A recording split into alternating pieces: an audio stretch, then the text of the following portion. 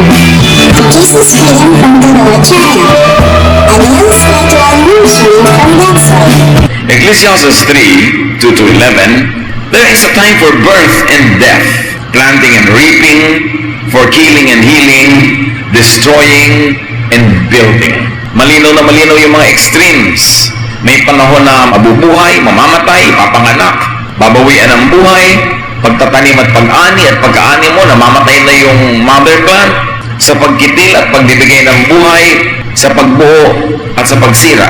For crying and laughing, weeping and dancing, for throwing stones and gathering stones, embracing and parting. And this makes up the cycles of life. Paikot-ikot, painog-inog lang ang buhay sa mga paikot-ikot at paulit-ulit na cycles na ito. There is a time for finding and losing, keeping and giving, for tearing and sowing, listening and speaking. There's also time for love and hate, for war and peace. Yan ang mga nangyayari sa buhay ng isang tao mula siya isilang hanggang siya bawian ng buhay. Nagpapagulong-gulong ang buhay sa ganitong mga kaganapan. God makes everything happen at the right time. Yet none of us can ever fully understand all He has done. And He puts questions in our minds about the past and the future. Isang napakatalinong obserbasyon sa buhay na tanging si Solomon na binigyan ng Diyos ng kaginang kilala sa karunungan ang nagpadugtong-dugtong sa mga mukhang puta-putaki at putol-putol na bahagi ng buhay. At nakakita si Solomon ng isang pattern when he connected the dots. There is time for extreme situations in life and for other points in between those extremes. May extreme right, may extreme left, at merong gitna, at merong nasa pagitan. Merong extreme height, may extreme depth, at may mga nasa pagitan. May extreme na kasiyahan at kalungkutan. Sukdulang puot at sukdulang pag-ibig. Sukdulang mga pagitan ng buhay. So anong dapat nating tandaan kung hindi pa natin natatandaan that extremes can and will happen with extreme emotional impacts. Hindi tayo dapat magulat kung may namamatay kasi hindi naman tayo nagulat nung nabuhay siya. Hindi tayo dapat magulat na may nawawala kasi meron din naman tayong natatagpuan. Hindi tayo dapat na sobrang malungkot na may nagwawakas kasi nagkaroon naman yun ng simula. At kung hindi magwawakas ang isang bagay, hindi magkakaroon ng panibagong simula, yung papalit, yung hahalili doon. Hindi tayo dapat sobrang magluksa kapag may mga nagaganap na pagkalugi. Kasi meron din mga katumbasyon na ganansya sa buhay. May dumarating, may umaalis. Merong matingkad at merong maputla. May pagkain masarap at hindi. May araw na malungkot at may araw na masaya. Extremes will happen. So be ready for life's extremes and for all the points in between. A godly person who believes in the Almighty, who has trust in God, will accept, enjoy, and benefit from what is at hand. Kung ano ang nasa mesa, sinasabi ng maraming matatanda na nagtuturo sa mga bata, yan ang pagkain. Huwag mong hanapin yung wala sa mesa. Ito ang nasa mesa, yan ang kainin mo. Kung ano ang meron tayong pera, yan ang budget. Kung anong nagaganap, yun ang gawin mo. Kung anong trabaho dapat paghati-hatian, yun ang paghahati-hatian. Accept, enjoy, and benefit from what is available, what the time allows to happen. Sense, feel, and know time.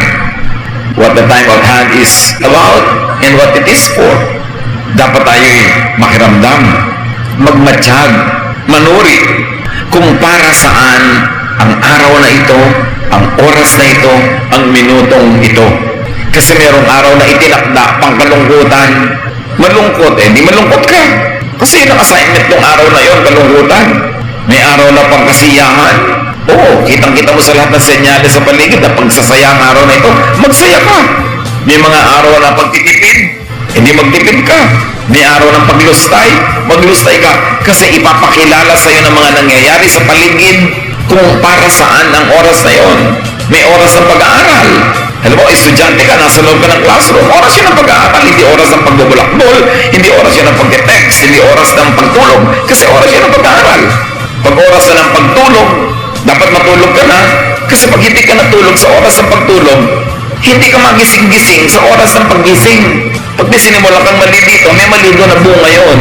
Pag oras ng pag-iwas sa mga manliligaw, umiwas ka dahil hindi ka pa handa, bata ka pa. Pero pag nagpaligo ka agad at humarurot ka na at sumama ka agad, hindi pa oras ang pagdurusa mo, nagdurusa ka na.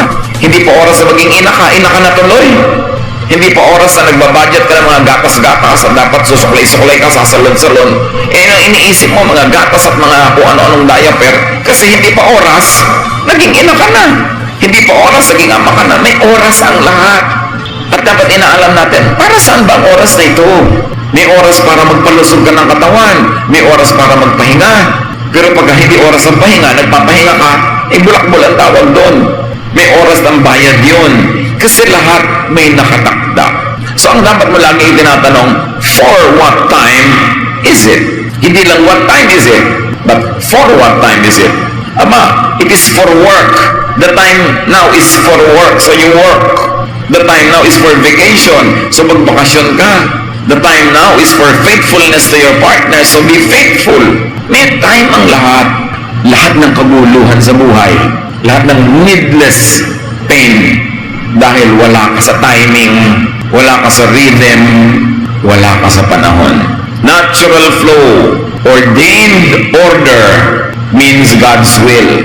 And God's will is revealed, ushered in, and taken away by time. Time ang nagsasabing, kalooban na ng Diyos na matutulog ka na, kaya inaanto ka na eh. Kalooban na ng Diyos na babangon ka na, kaya sumisikat na ang araw. Kalooban ng Diyos na kakain ka na, kaya nagugutom na yung sikmura mo. Kalooban ng Diyos na tumigil ka na ng pagkain dahil busog ka na. Kalooban ng Diyos na magbigay ka, kasi meron kang ibibigay o meron siyang pangangailangan. Lahat yun kalooban ng Diyos. Pag pumasok sa dimension of time, God is God of time, therefore it is God's will. Time is God's will. Tayo na mamatay, God's will din yun. Kasi God's will nung ipinanganak siya, God's will nung nakuha siya ng Panginoon. The Lord gives, the Lord takes away. Ngayon, pagka tinanggap mo siya nung ipinanganak, minahal mo habang lumaki, kasama mo, in-enjoy mo siya, na-enjoy ka niya, nagtulungan kayo, pag kinuha na siya, dapat konti lang ang lungkot mo. Kasi wala kang ipagsisi. Dahil nung oras na mamahalin siya, minahal mo. Pero nung patay na hindi na niya mararamdaman ang pagmamahal mo, ang mga regalo mo, ang magandang ataol, malulungkot ka nga nun. Kasi hindi mo siya minahal sa oras. Kailan ba dapat mahalin yung tao? Di habang buhay. Hindi kung kailan patay na, doon nagkaganda-ganda ng ataol, pagkaganda-ganda ng service.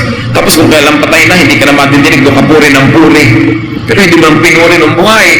Kaya lihis-lihis. Kaya maraming sakit sa buhay. Mali ang time. Time is God's will. And a godly person will always examine para ano ang araw na ito. Sa araw ba na to, ako'y tatanggap o magbibigay? Kailangan nagpapray ka, Lord, guide me. Sa araw na ito, ako ba ay magpapatawad o ako hihingi ng tawad? Sa araw na ito ba, ako ang maglilingkod o dahil masama ang pakiramdam ko, hindi ako mahihiyang paglingkuran nila ako.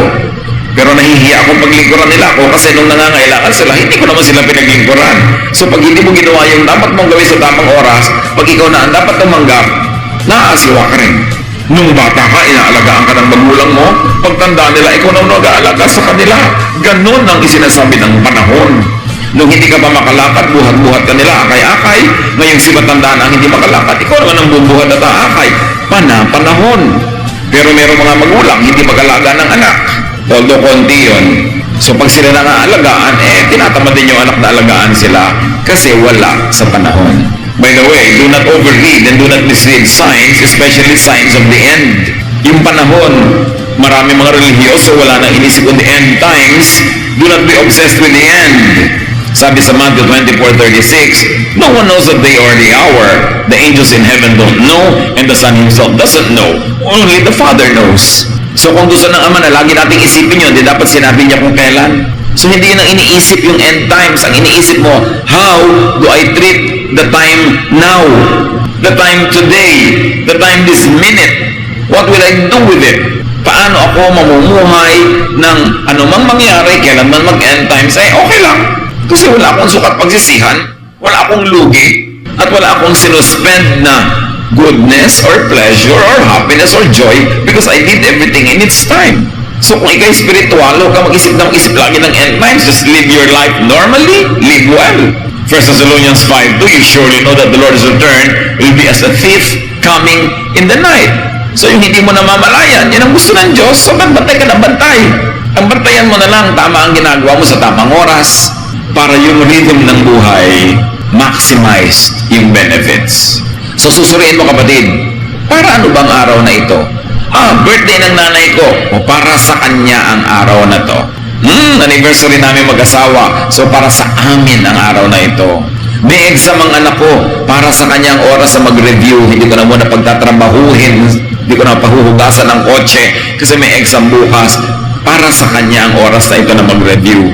Nalulungkot yung anak ko. So para sa kanya ang aking atensyon. I will drop what I'm doing. Maybe take him or her to they have a meal outside the house or to talk kasi nalulungkot siya. Hindi yung lungkot na hindi mo pinapansin, yung biglang nagpakamatay pala, iiyak-iyak ka ngayon, tsaka ka yung pansin ang pansin kung kailan bangkay na. Pag ginagawa mo ang tama sa tamang oras, nawawala o sobrang nababawasan ang dapat ipagsisi sa buhay. Habang maliit yung bata, dapat kapiling ka, kasama ka, kasi paglaki na, wala nang chance, mag-aasawa na yan, magiging busy na mag-alaga ng sarili niyang anak. Kaya dapat yung mga dahil sa pangangailangan, nalalayo sa pamilya sa hanap buhay, huwag sana masyado matagal. Yan ang prayer ko. Naintindihan natin that people have to survive and they have to have jobs away from their loved ones, pero sayang ang panahon na lumilipas na hindi na maibabalik. Kaya ang gusto ko ang ating bayan ay umasenso, mahalin natin ating mga produkto para magkaroon ng trabaho dito sa ating bayan at na hindi nag-aalinsan ang mga mahal natin sa buhay. Kasi yung panahon na wala sila, hindi na maibabalik. Napaka-importante. So itatanong mo, para saan ang araw na ito? Pagka meron kang mahal sa buhay na parang ang init-init ng ulo, nakakainis, irritable, ang liit na bagay, galit na galit, para saan ang oras na yun sa'yo? Para sa pagpapasensya. Hindi para sa pagpatol. Mga mag-asawa, meron kumisang isa nagpapahiwatig na kailangan niya ng oras mo, attention mo, ng suyo mo. Para sa kanya ang oras na yun. Hindi ka para magtamad-tamaran, magbingi-bingihan. Kailangan ka, para saan ang oras na ito? Para ba ito sa pamumuhunan? Bumubukas ba ang mga pinto na magkakaroon ako ng hanap buhay, ng negosyo na pwede ako mamuhunan? Para sa investment ba ang panahon? Para ba sa pagtatanim? O para naman sa pag-ani? Ang takal-takal na nating ipon ng ipon, trabaho ng trabaho, hindi tayo nag-enjoy. So para saan itong weekend na ito? Para naman sa bakasyon. Para tayo sumaya, para tayo magkaroon ng kasiyahan sa buhay. Pag malinaw kung ano ang panahon, sumakay. Huwag sumalungat sa panahon. O may kasalan sa pamilya nyo. Huwag ka namang mantrabida kahit hindi mo masyado nagustuhan yung magiging hipag mo, magiging manugang mo. Kasalan na wala nang atrasan. So sakay ka na lang. Kung isa may kinakasal ako, yung nanay nung bride nakasimangot buong seremonya. Gusto ko sabihin, mother, kung ayaw mo ng kasalang ito, lumabas ka. Aten-aten ka dito, ang kapal-kapal lang makeup mo, tapos nakasimangot ka. Heto na to, wala nang atrasan. Sumakay ka na lang para mag-enjoy ang lahat. Hindi nga sa video, nakasimangot ka. Yung minanugang mo, di sumama ang loob, buong buhay. Ang iniisip niya, maghihiganti siya sa'yo. Kasi, ando na Pag nandun na, tanggapin na, sumakay ka na lang para masaya. Kasi malinaw para sa ng panahon kasalan, di para sa kasiyahan. O ano ba? May nakaburo, may matay, namamatay, may iyak ng iyak, pigil ka ng pigil. Paano na pag-iyak yun, nayamo siya? Kasi may namatay natural, nalulungkot siya. Ang ginagawa natin, pag may iyak, pigil ka ng pigil, huwag kang umiyak. Panahon nyo ng pagluha, titigil din yung pagka napagod. At alam nyo ba na ang pagluha ay blessing? According to science and some many researches, the lacrimal glands, the glands that create the tears, actually expel a lot of toxins from the body through the tears. Kaya ang pag-iyak, nakaka-detox. Umaalis sa mga laso sa katawan mo, dumadaan sa luha. Kaya yung mga mahilig umiyak dyan, sigurado pag-iyak nyo, tulog na tulog kayo, di ba? Ang sarap itulog yung nakatulugan mo ng paggalngal. Kasi nare-relax ka So may blessing din ang pag-iyak. Kung napapaiyak ka, umiyak ka. Huwag yung pinipigil mo, tapos kung kailan naman hindi nakakatawa, do katawa ng tawa. Yung mga maling timing, makiramdam sa panahon, maging mulat, makibagay, makiayon, makisama, makiisa sa panahon. Kung nalulungkot kayo, iparamdam nyo. Merong aalis na papaiyak at di umiyak ka. Hindi kung kailan wala na, tsaka kaiiyak. Ano ka lang, ilihim ang nadarama mo, hindi naman nakakahiya na nalulungkot ka kasi mahal mo yung aalis. Panahon niya ng pag-iyak, di iiyak mo. Pero pag panahon naman ng kasiyahan, kasiyahan. Move on time.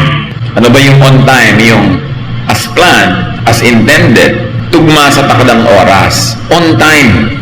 Kaya pag sinabi na may kasalan, alas 4, dapat nandun ka 3:45. Hindi ninang na ninang ka, darating ka 5. Gutom na ang lahat, ikaw na lang ang wala pa. Nabinbin na lahat, umatras ang schedule ng lahat dahil wala ka pa. Dapat you are on time. Hindi yung late na late ka darating, ang aga-aga mong aalis. Ba't ka pa umatin?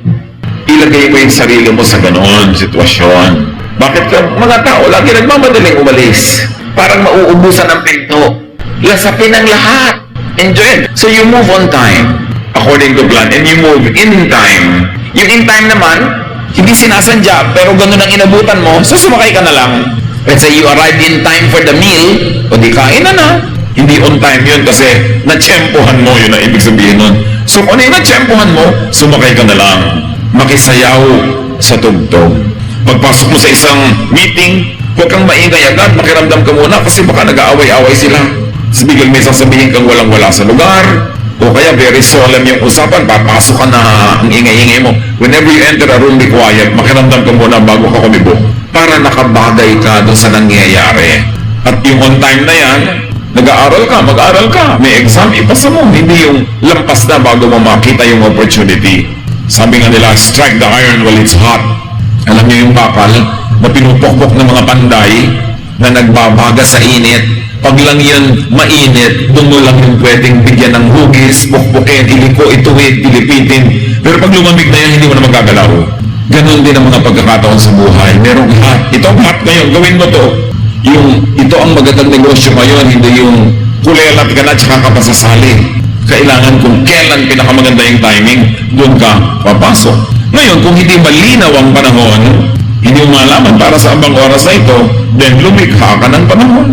Wala namang talagang malinaw na indicator kung para sa ng oras na ito, di gawin mo yung gusto mo. Gusto mo, pasayahin mo para maging masaya yung panahon. Gawin mo ang panahon ng pagtatanim, panahon ng pagtatrabaho, panahon ng pagpapahinga. Ano man yun, free ka na bigyan nyo ng hugis kung walang malinaw na hugis.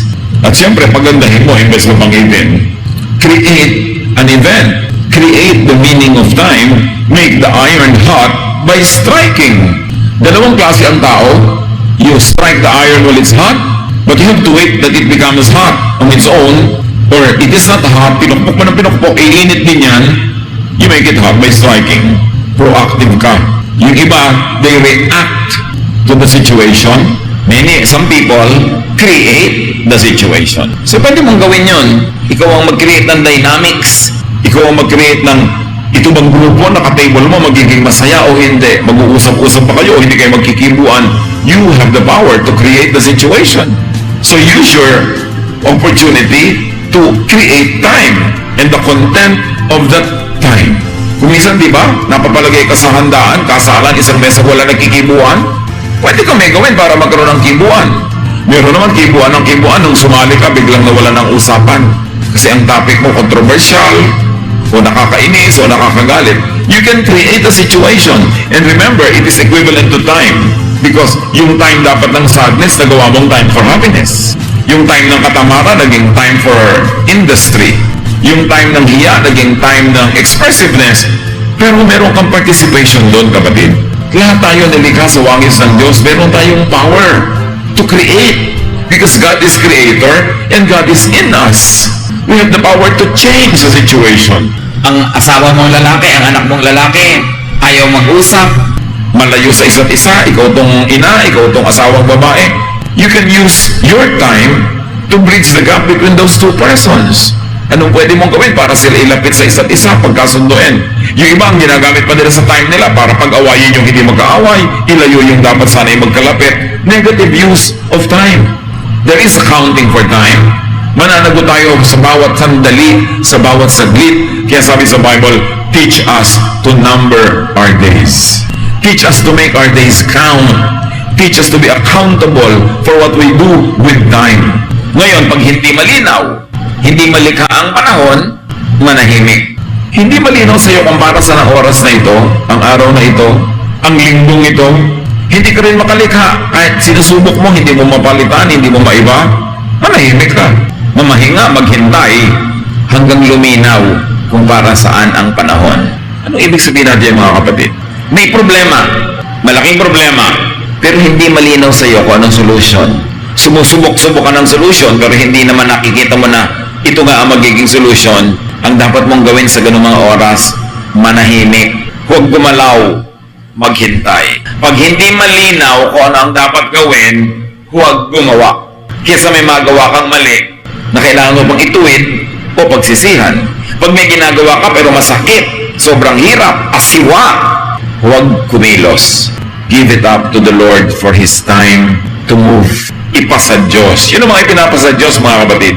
Naranasan nyo na ba na meron kayong problema pero pag ginawa nyo yung solution A, step A, ang dakilang damage.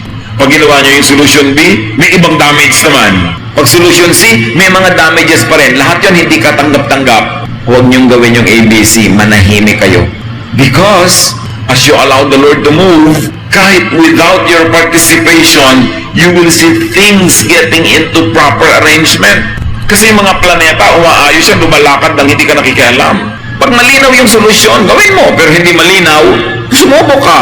Pero yung mga sinusubok mo, hindi talaga mag-work, manahimik ka and be still. Psalm 46:10, be still and know that I am God. I will be exalted among the nations. I will be exalted in the earth. Ibig sabihin ng Panginoon, manahimik ka, ako ang mananaig. Ako ang maghahari. Ako ang magpapaganap. Kalooban ko ang matutupad. Just step out of the way. Don't get in the way. Be still. Ako ang gagawa. Pag meron kayong gustong gawin na hindi nyo magawa, lahat ng pwedeng gahokmang na naiisip nyo, merong damage that is unacceptable, then don't move. Wait upon the Lord. Huwag kayong gumagawa ng mga mahalagang desisyon na minadali. Huwag kayong iisip na, naku, yung boyfriend ko, mag-a-abroad na. Ang gusto niya, magpa-secret marriage kami. Kasi 1 week na lang, aalis na siya, magpapakasal na ako. Eh, paano kung nagbago isip mo, nagbago isip niya habang wala siya at ang tagal-tagal, nakakasal ka na? Bakit ka magpapaapura? Inaapura ka. Sabi, teka, hindi ako handa. Eh, mawawala ako pagka hindi ka handa. Ay, kung gano'n lang pala, di mawala ka na. Bakit ayaw mo ako maghanda? Ba't ayaw mo ako mag-isip? Ba't mo ako inaapura? Huwag kayong magmamadali sa mga bagay na hindi kayo sure. The safest way is to let the Lord, in His time, arrange everything for you because God cares. God knows and God is actively participating in our life. Ngayon, pag malinaw na, gawin nyo na kasi mali naman, wala kayong gawin, malinaw na. Pero tandaan nyo, habang hindi malinaw, be still, maghintay. Isaiah 45:9, Israel, you have no right to argue with your Creator. You are merely a clay pot shaped by a potter. The clay doesn't ask, why did you make me this way? Where are the handles? So, itinulad ng Panginoon ang sarili niya sa isang gumagawa ng palayok. At sabi niya, putik ka lang, ako yung gumagawa ng palayok. Huwag kang makialam, bakit mo ko tinatanong? Ba't wala akong tangkay? Ba't ganito shape ko? Ako yung maker, ikaw yung clay. I am the potter. Let me shape you. At ganun din ang panahon, mga kapatid. Yung ibinibigay ng panahon ng Diyos, observe it. Panahon ng pagtatrabaho, magtrabaho. Huwag kang manghimasok. Panahon ng pagpapahinga, panahon ng pagpapatawad, panahon ng pagpapagaling. Observe it all. Your body will tell you kung ano ang hinihingi ng panahon. The environment will tell you kung ano hinihingi ng panahon. And upon prayer and meditation, lilinaw sa inyo kung ano ang hinihingi ng oras. Will creation contend with the Creator? Will creation contend with Creator's time? So do not go against, do not fight or resist or complain about, do not problematize God's will and God's time. Huwag niyong problemahin. Diyos ang nakakaalam ng mga ganyang bagay. Yung Diyos ko, bakit po namatay na agad ang nanay ko? Ang Diyos ang nakakaalam kung bakit. Huwag mong problemahin. Pag nangyari, pinayagan ng Diyos. Bakit po kaya ganitong nangyari? Hindi ito ang talent ko. Bakit kaya hindi ako pumasa? Nakakalabing isang board exam na ako. Liban sa participation mo kung bakit hindi ka pumapasa, merong participation din ng Diyos. Maaring iniiwas ka sa isang liko ng buhay mo na magagawa mo kung doon ka napapasa agad. Ipag sa Diyos. Do your best, and if still doesn't work, Trust that God knows what He's doing. But make sure that it did not work because you neglected it. Pagka ganun, iba na yun. Pero kung ginawa mo ang lahat ng pwede mong gawin, hindi pa rin nag-work, accept it as God's will. Nang matahimik ka kaysa nakikipagbulo ka sa hindi mo naman kayang palitan na pangyayari sa iyong buhay. Acts 16, 6-7, Paul and his friends went through Phrygia and Galatia, but the Holy Spirit would not let them preach in Asia. After they arrived in Mysia, they tried to go into Bithynia, but the Spirit of Jesus would not let them. Nakita nyo? Si Pablo at ang kanyang mga kasamahan gusto mag-mission sa ganung lugar. Ngayon na, pupunta na sila, mangangaral, magtuturo ng Ebanghelyo, pero hindi sila pinayagan ng Espiritu. 2 beses. Kasi yung panahon is no, not yet. Kung paandari lang natin ang ating human wisdom, sabihin natin, aba, soul winning yan, kaluluwa rin yan, dapat maturuan yan, ngayon na. Pero ang Diyos mismo hindi pumayag. Ano natututunan natin yan tungkol sa panahon, mga kapatid? It is not always the right time, even for good deeds. Hindi ko maganda yung gagawin, kahit kailan na lang, gawin. May timing pa rin. Hindi ko may aral kang gustong ituro sa anak mo, kahit kailan na lang gusto mong bungangaan siya dahil mag-aaral ka, gagawin mo. May timing pa rin yun. Hindi ko tama ka at mali sila, ikaw na agad itong magsasalita ng malakas dyan. May timing yun. Hindi ko tama ka o tama ang gagawin mo, kahit kailan na lang pwede. Itinatiming din ang mga bagay. Yun nga evangelism na dinelay pa. Hindi natin alam kung bakit. At sa mga bagay na hindi natin maalam, ipasa Diyos. Pero yung pwedeng alamin. Pero may mga bagay na talagang ipapasa Diyos mo. Kuminsan nga, against human logic. Pero lahat naman ginawa mo, hindi pa rin nag-click. Di God's will. Acts 1:4. While he was still with them, he said, si Jesus ito, don't leave Jerusalem yet. Wait here for the Father to give you the Holy Spirit, just as I told you, He has promised you to do. So yung mga disipulo ng Panginoon na taga-Galilee, inabutan sila ng kamatayan ni Jesus nasa Jerusalem. Hindi nila hometown, hindi nila home city. Siyempre, pagkamatay ni Jesus, dapat ang tendency nila, umuwi na uli sa kanilang probinsya. Pero sabi ni Jesus, wag muna kayong aalis. Maghihintay kayo dito hanggang bigyan kayo ng Ama ng go signal. Hindi ko uuwi ka na agad. Meron ding go signal yon. Hindi ko meron kang sa yung practical knowledge na dapat na next thing you will do, it doesn't always follow. So ikasangguni mo sa Diyos at kung ikay madasalin, taimtim manalangin, ituturo sa iyo ng Diyos yung timing niya. Kaya bawat pasya dapat ipinagdarasal. At pag hindi pa malinaw ang sagot, huwag kang umarangkata na basta ka na lang susugod, hintayin mo yung sagot. Wait. Di ba? May mga no, may mga wait. Meron naman, ayaw pang lumakad. Luke 9:59-60, Jesus said to another man, follow me. But he replied, Lord, first, let me go and bury my father. Jesus said to him, let the dead bury their own dead, but you go and proclaim the kingdom of God. Kakaiba naman to. Sabi ni Jesus, halika, sumunod ka sa akin, mangangaral tayo, we will win souls. Namatay po yung tatay ko, may lamay pa, ililibing ko po muna, tapos susunod ako sa inyo.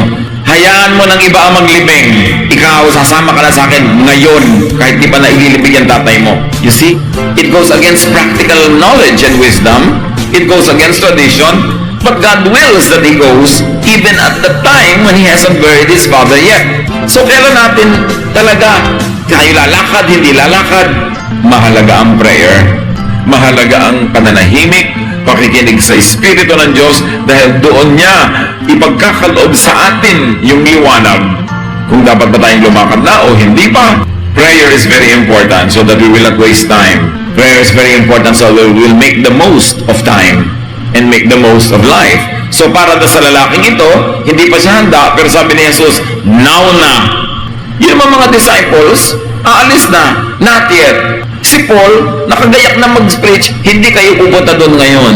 So hindi mo talaga alam kung alin ang gagawin mo. We do not know what to do. We do not know how to pray as we ought. But the Spirit intercedes for us with sighs too deep for human words. Nagpapahiwatig sa atin ang Espiritu ng Diyos sa mga bulong, mga guidance na hindi kayang sabihin ang salita ng tao. Kaya spiritual dapat ang decision making natin. Hindi basta human wisdom lang ang ginagamit. but godly wisdom. Psalm 27:14, wait for the Lord, be strong and take heart, and wait for the Lord. May oras ng kamatayan, pag dumating sa buhay natin yon, mga kapatid, by God's grace, tanggapin ang maluwag sa loob. Kahit naman makipagtunggali ka to, di ka mananalo. Kamatayan ng mahal sa buhay, hindi na maiwasan, tanggapin. At para mabawasan ang pait, habang buhay, mahalin mo na. Para kung sakaling nabawian ang buhay, konting miss, konting lungkot, pero walang kasamang pagsisisi. Walang kasamang paninisi. Kasi yun ang mas hirap na dalhin sa buhay. So, nandyan ang anak mo, mag-aasawa at mag-aasawa yan kung yun ang nakatakda para sa kanya. Pag oras na mag-aasawa, maluwag na ibigay mo siya sa kanyang mapapangasawa. Kaya habang di pa nag-aasawa, mahalin mo na, magmahalan kayo dahil darating ang panahon na talagang yan ay magiging busy sa paggawa ng kanyang bagong pamilya. Tamang panahon. Meron naman mga ina na ibigay na yung anak na lalaki into marriage, bine-baby-baby pa, hayaan mo na yung asawa niya ang mag-baby sa kanya, hindi na ikaw, kasi tapos na ang role mo. Yung asawa naman, you know, one of the greatest roles of mothers and fathers is to prepare their children na maibigay sa mapapangasawa in the best possible form. Na kung pwede ka mag-speech, nanay, sa araw ng kasal lang yung anak, sasabihin mo sa manugang mo, manugang, ginawa ko ang lahat para yung anak na ibibigay ko sa inyo yung araw na ito ay mai-enjoy mo, matutuwa ka, ikagagalak mo, at blessing sa buhay mo. I did everything para sa araw na ito, ma-turn over ko sa iyo ang anak ko na handang-handa na maging mabuting asawa. Hindi yung nag-aasawa na ayaw mo pang ibigay, nakasama ka pa sa honeymoon, ayaw mong humiwalay, pati yung lulutuin, dinadalan mo pa. Siyempre, ang tagal mo na nagluluto, mas masarap ka siguro magluto kaysa doon sa asawa. Bigyan mo naman siya ng chance ma-develop. Kasi wala na sa panahon na babyhin mo yung anak mo, may asawa na eh. Kailangan pakawalan mo na. Wala ka sa panahon. Yung mga iba naman mga tao, nag-asawa na, hinahanap sa asawa nila yung nanay nila. Alam mo, nanay ko masarap magluto. Doon ka sa nanay mo. Yan ang niluto ko, ako asawa mo. Kainin mo. Diba? Ganun talaga kasi panahon ko na to. May panahon. You observe that. Sa mga choir, mga singers, mag-practice kayo bago kumanta para hindi habang kumakanta doon kayo nangangapa ng letra. Ang pangangapa, before singing, not during. But if you don't do your thing at the right time, you will do the wrong thing at the right time. Laging may bunga, may singil, may balik, may hampas. Ang panahon na hindi ginugol ng tama. Magbabalancing act yan. Philippians 4:11, I have learned to be content whatever the circumstances. Sabi ni Paul, kung ano ang panahon, panahon ng tagutom, di magutom, panahon ng kainan, di kumain, panahon ng hirap, mahirapan, panahon ng saya, magsaya. Kahit naman labanan mo yan, di mo rin malalabanan. So relax and enjoy it. Flow with time. Sasandali ang oras sa buhay. 1/3 of your life, tulog ka pa. Kasi kung 8 hours a day, tulog ka, di 1/3 of your life na yon. Konti na lang ang natira para mabuhay ka. So huwag mo nang sayangin ang oras sa pagko-correct ng mistake. Avoid committing the mistake so you don't waste time correcting it. And if you're not sure about what to do, take your time, take it slowly. The Lord is in control. The Lord is in control of our lives. Panginoon, turuan niyo po kami. Pahalagahan ng oras, gugulin, i-invest, enjoyin ang oras, at matuto kami, Lord, na tanggapin kung anong ibinibigay ng araw na ito, ng oras na ito. Gawin namin ang tama tuwing may pagkakataon para anuman ang maging bunga, kami handa. Pain is minimized, joy is maximized, and we're able to do the most good. Turuan mo kami huwag sasayangin ang oras. Kung panahon ng seminar, umattend na mabuti. Panahon ng training, magpa-train. Panahon ng performance, mag-perform. Para tama kami sa oras. Pagbulay-bulayin natin mga kapatid kung anong kahulugan nito sa ating buhay na maging tama. And you always ask yourself, for what time is it? It is godly to observe time, to be on time and to be in time. Lord, as your people sit still and quiet before you, bigyan nyo kami ng practical wisdom kung paano palalo ilalapat sa buhay ang mga katotohanan ito.